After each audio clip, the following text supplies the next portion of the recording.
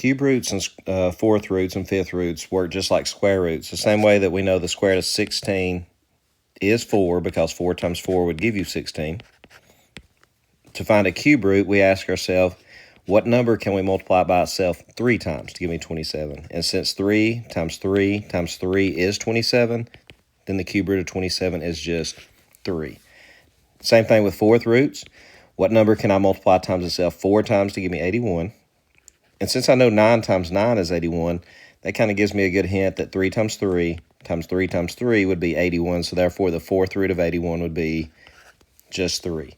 Now, not always will this be a nice, clean number. The third root of 15, well, first off, it is not 5. We're not doing 5 plus 5 plus 5. When you multiply those, that's way too big. That's 125. We know that 2 to the third power is 8. 3 to the third power is 27. So it'll be something between 2 and 3. So this we just type straight in our calculator. And we find out the third root of 15 is about 2.47, rounded. In order to do rational exponents, or an exponent that's a fraction, we simply rewrite it as a radical. The 27 to the 2/3 power, whatever number's on the bottom, it will be whatever root we're taking. So we're taking a third root here. Then we're going to raise the 27 to whatever power's on top. We're going to raise it to that power.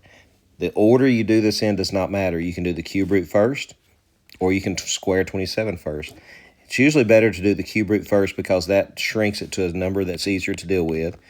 We know that 3 times 3 times 3 gives me 27. So the cube root of 27 here is 3. We still have to raise it to the second power, and that gives us 9. Okay, doing another one. Let me erase that. So again, the bottom number is the root you're taking. So we're doing a second root or a square root. We're going to raise it to the top power. Square root of 9 is 3. Raise that to the fifth power actually gives me 243. Now, if they were to give you a decimal as an exponent, we can always change that decimal to a fraction. I know that 1.5 over 1, if we just double top and bottom, that gives me 3 over 2. So this is the same thing as 16 to the 3 house power, or the square root of 16 to the third power, which is 4 to the third power, or 64.